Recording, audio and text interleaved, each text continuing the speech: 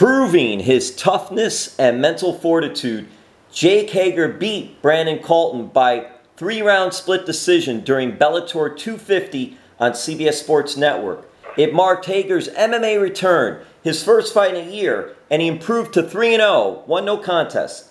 Thank you, Jake. Hey, how did you feel the day of the fight? What did you do to warm up and relax? Yeah, I felt great the day of the fight. I think every fighter, fight day is very anxious and eager just to get in there and get it started. We've been waiting for months and weeks at time to get in there and do it. So fight day, I woke up, felt really excited, felt really good, had a smile on my face. This warm-up was a little bit different. Everything was a little bit different with the fight sphere with this fight. But we did a lot of stuff on the mat, did a lot of leg warm-up to really loosen up the hip, and that usually gets me sweating pretty fast. So we moved to the mitts, and it was short. It was really only about 45 minutes to an hour to get wrapped and warmed up, and then we were out there, which kind of worked out very well. Jake, why the difference in warm-up style then? Well, this is my first match on the prelims. When you're on the television card, you have a little bit more of an idea because of the commercial breaks where you're going to exactly be fighting at, and so it's a little bit easier to plan your warm-up. We were heading to backstage, and I accidentally forgot one of my things I needed for warm-up, so I had to go back up to my room. So we got there about 15 minutes late, but honestly, it was the perfect amount of time. We didn't have to sit around and try and stay warm. We got there, we got right to business, we got warmed up, and we were walking out the door, so it was perfect. That was always my thing in college, wrestling at Oklahoma, is you didn't really know when you were going to be on it, and you had to stay warm, and I'd end up just warming up the whole time. So by the time I go out there and wrestle, you're tired. So this felt really good, and it felt like we were ready to go. During the relaxing time before the warm-ups, were you listening to any Fozzy music, maybe Judas? Yeah, we had some Judas going on, of course. I really like to get down to some Bee Gees before you throw hands, because if you can get nasty to that music, you can get nasty to anything. Whoa, Bee Gees, man. We're going disco. We're going retro 70s, right? Yeah, that's my South Florida wife, the effect she has on me. That is awesome.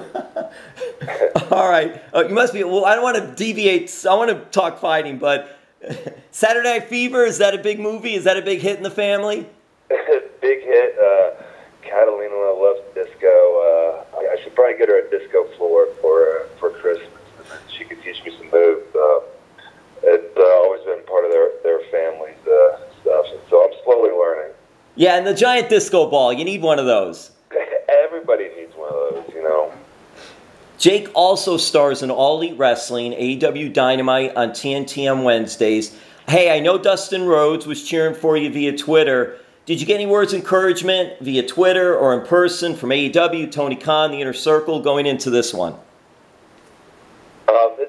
It's really exciting. I always say the support I get from my peers at AEW and even the former peers at WWE is it's very cool that they always reach out or post something online about it. Chris was really excited for this one. He has confidence in me, so he was just go out there and do it, take care of business. Tony, of course, was come on, baby, win. And then afterwards, I saw Tony, and he's like, it would be okay if you didn't win. And then 3 seconds later goes, but you won, so we don't have to worry about that. Oh, it's interesting to me because when you're preparing for a fight and after a fight, is that when you gauge prior and before how much time you're going to take as far as not wrestling or not being in the ring or not getting physical? What is the question? I'm sorry. No, I'll ask again, because when you're preparing for an MMA fight, do you gauge with your pro wrestling, how much time you need to not fight before your fight, and also after the fight, gauge how you're feeling and when to get back in the ring. I know you could still be part of Inner Circle and be part of out there, but how does that dynamic work between the MMA getting ready for the fight and after the fight with AEW? It's really cool seeing AEW and Bellator work with each other. They definitely, you know, we definitely like go according to medical, you know, what is cleared. But so now that we've had about four fights, my second one was company. I know I need about 2 months, 8 weeks time to get ready, to get into the shape I need and to really tune up. You know, we try and stay ready year round, and then that extra 2 months is really focused in beforehand. And it's really cool to try and be a pro wrestler on television and to be a professional MMA fighter, because you don't want to have any time off. I want to be back on TV the next day after my fight talking about the fight. That's the whole point of doing the two things at the same time. It's one hand to help the other, make each one as big as possible, and then maximize on it. And then I don't have to do this for 10 years. I can only do it for a couple years and then have the same result. So it's cool beforehand, pretty much with the Inner Circle, dealing with the storylines. I really just have to talk with Chris because he's writing all of the Inner Circle stuff. And then, of course, talk with Tony and the VPs. But it's all just like, yeah, good luck, man. You know, this is what we're thinking. And it's already, they're like, okay, we'll start planning to work this in. And like this time, I only missed 1 week of TV, which they did 2 weeks of filming in that 1 week.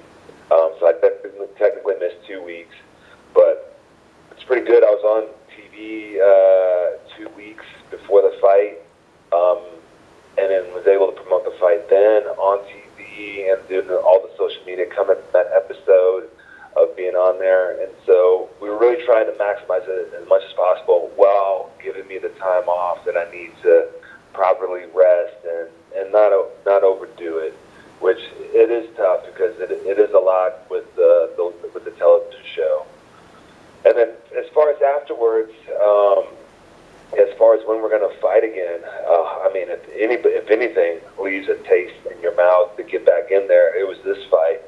And I know a lot of people are saying, what? Did you see your face after you got done? But there were so many good things I did in it, and just the pride that my coaches had in me. I'm very eager to get back in the room and get better. And then next time, my face won't look like this. I told my coaches that I did this on purpose. They were like, what? You let him hit you like that on purpose? I was like, yeah, you know, that way you have the dog fight, you get bloody, people know. And then after this, no one will touch me again. No one will touch my head. I'll be like Ali out there. Rope-a-dope. The rope-a-dope. Hey, being a part of Inner Circle is cool because also you can be an enforcer and you don't have to wrestle all the time, which is really a great thing, especially with being with Bellator MMA, although I know you like to be in there wrestling as well. And then you get to fight MMA. And now we're looking at this fight you just had, and you mentioned it. This was a battle. This was a war. Round one, your jabs, your punching, your strikes, they were landing. Very good round. How did you feel about round one? Yeah, I felt good. I went in for the first jab of the fight, and he caught me with that little shovel hook right off the bat, and you see me kind of squinting my eye there. They were wondering if it was an eye poke, but he caught me with the hook, and it was like, oh. And that was really my first time to really get punched in there. So I thought it was funny that the very first punch, you know, I got caught a little bit. And then from then, I felt good. I felt confident. Just had to do a little bit more. I felt a little bit restricted, like I didn't want to make a mistake. So I wasn't quite opening up like with the kicks. It wasn't until he started kicking me later on in the fight that I actually started kicking. But I knew my jab would land, and I was very, very confident that the right hand would land. I was just focusing on not throwing it hard, not loading up, and that way it would be that much faster, and it would land. And you were using your kicks a little more, and the punches were working. But Jake is a University of Oklahoma alum, an All-American wrestler with a college degree, thank you. He has that skill set. But Colton was a tough hombre. He's a big boy. It's the heavyweight division. You know, you never really know what you're going to get with those undefeated fighters. He's 2-0, he's 7-0. He was definitely better than I expected. I didn't underestimate anybody. I could tell by the way he was pacing at the beginning of the fight that he was there to test me, and he was ready. He was ready to go. And so it was very cool. I felt very calm. I felt like I handled the pressure well. My team always prides me on how I handle the pressure and how calm I am right before you get in there for some controlled violence.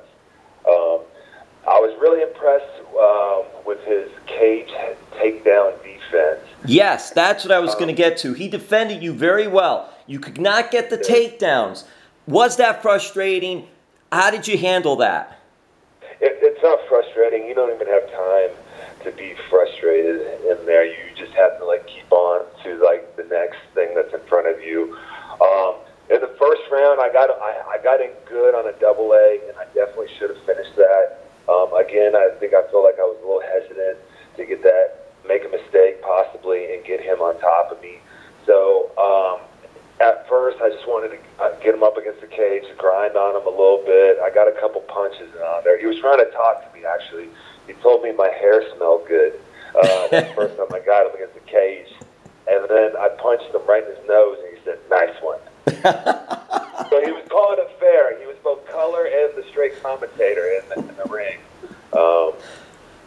But he's trying to mess with your mind. I think he's trying to mess with you psychologically. He doesn't know you have the pro wrestling psychology down. Yeah, you know, I've had a couple fights where they try to talk to you in there and, like, see if they can get under your skin and get you thinking about saying something to them instead of punching straight or not loading up your right hand. And so I've had that all my life, so I'm pretty used to it. I just tuned it out.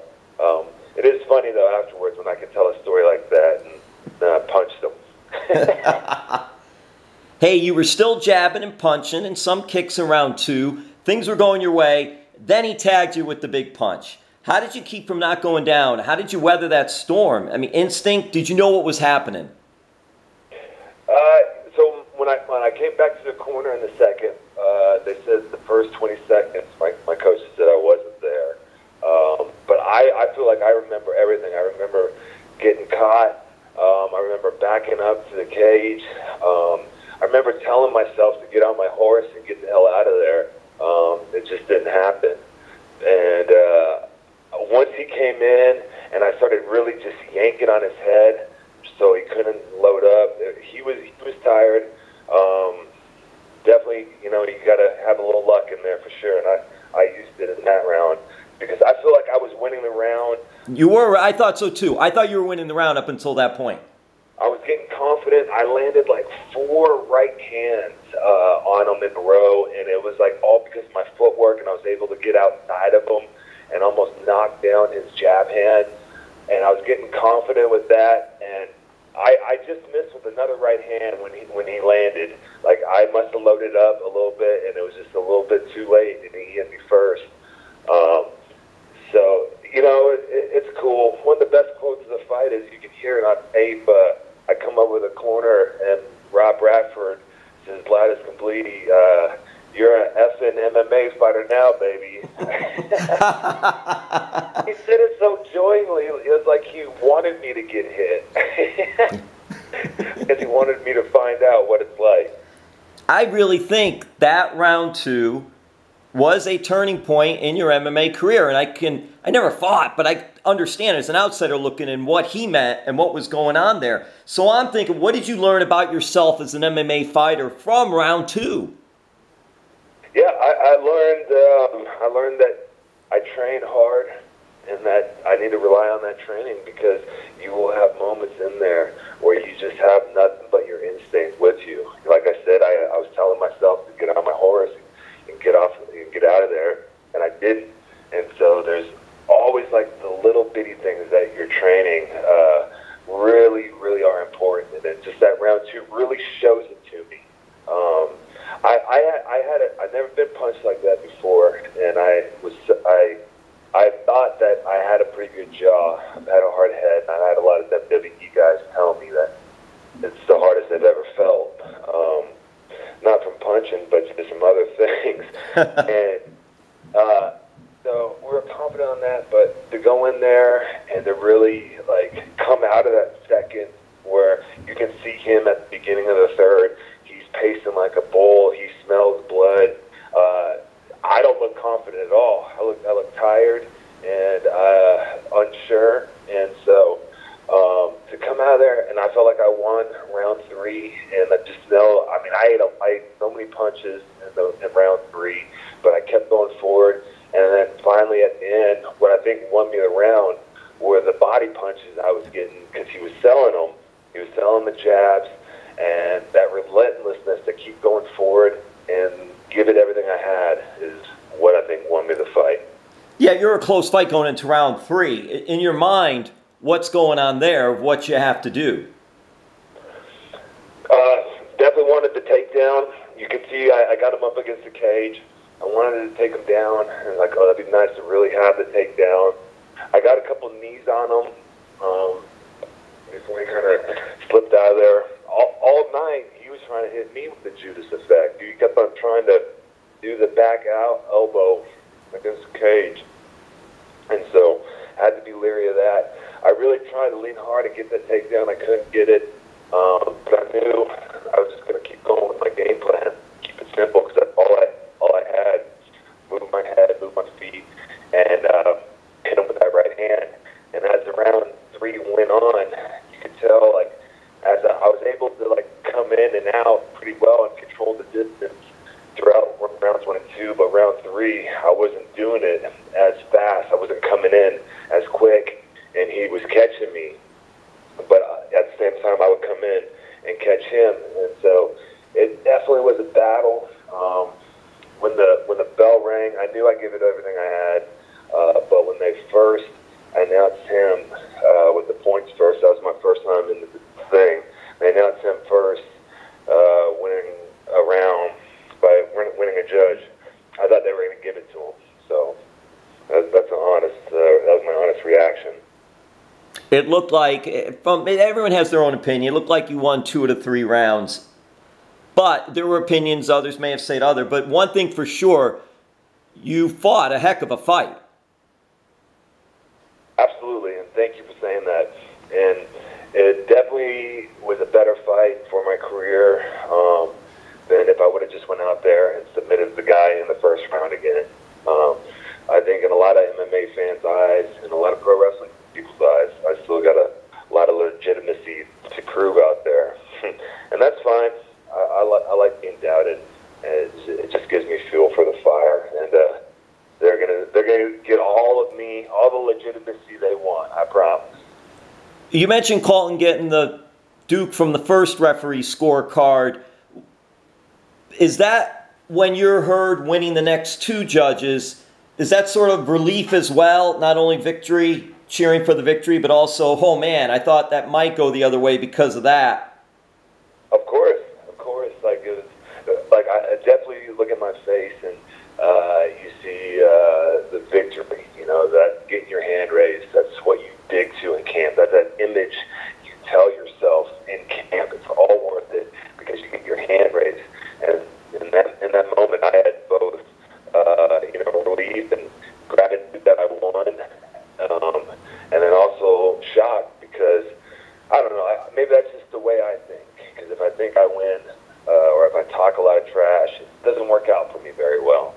So I gotta keep my, stay humble, stay on the ground, and just keep working hard. But turns out I won, and once I watched it back, once I saw the fight back, without a doubt, I think I won. They have to give him round 2 because he did hurt me, and that's the whole point of the game. Yeah, it looked like you did more. To me, that was the key. You did more throughout the 3 rounds. Yes, he tagged you, but that you had that to your advantage. After the fight, do you get checked out? Do you go to the hospital? How are things? What was going on? Yeah, Yeah, after the thing, checked out by the docs at the commission. I got to take an ambulance ride. This wasn't a pro wrestling ambulance ride, right? This is the real deal. I'm like, Doc, I'm fine. And one eye was just getting more swole. It was my right eye, the shovel hook eye side. And so they wanted to go get it checked out and make sure there was no fractures. And no fractures, just really swollen. Stayed there one more day, just out of precaution. Just didn't want like the ear popping on the flight to be connected to anything. And then we came home on Halloween. I was home for about an hour, and then I was putting on my Halloween costume, and we were out the door trick-or-treating. What did you dress up as, Jake? So Catalina put on a pair of my fight gear tights, a smaller pair, and then she had the Bellator boxing gloves on, and she was 2019, looking all hot, beautiful.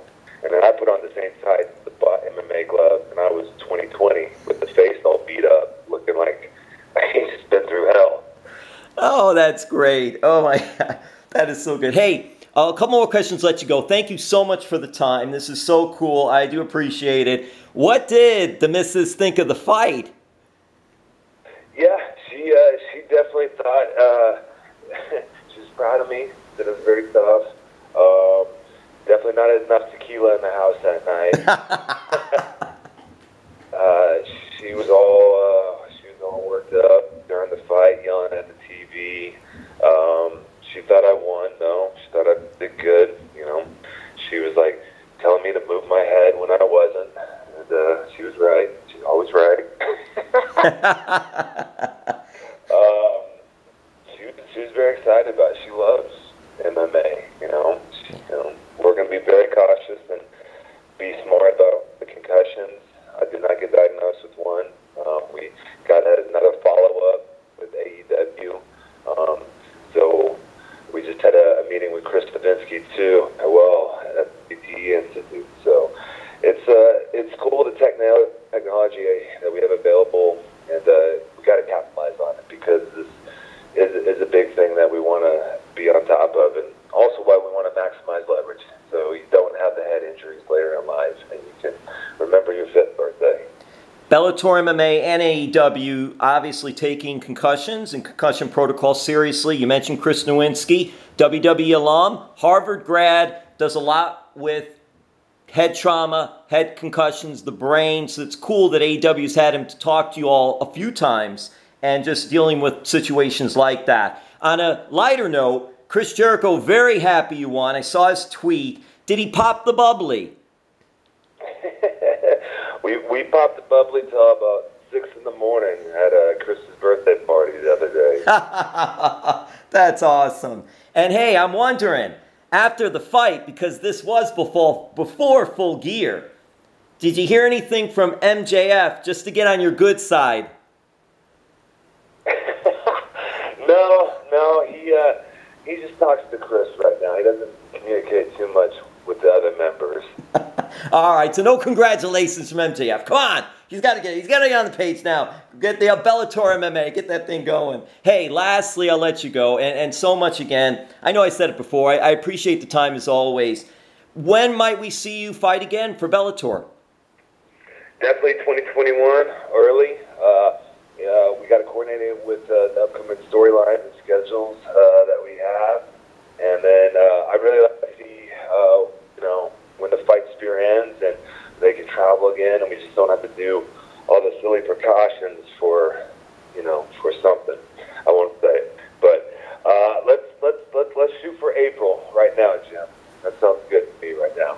Well, Jake, at Bellator MMA doing great things. They've got another big fight Thursday, November 12th, which is cool, CBS Sports Network. AEW, Full Gear. Jake, from the buy-in with Serena and Allison Kay, and to the main event, every match was just getting better and better. Even the Young Bucks said, how are we going to top this? We're getting ready to go out there. Every match. Just what a great combat sports and pro wrestling out there. You're a part of both. Thank you so much. Do you have any social media that you want to promote? follow me on Instagram and Twitter, Real Jake Hager. Follow my wife at Catalina Hager on Instagram and Twitter. And if you need a great piece of at-home fitness equipment that you can't get anywhere else, follow the Catalina technique and you can get your Catafel right now. There it is. Thank you, Jake. Hey, Jim. Thank you.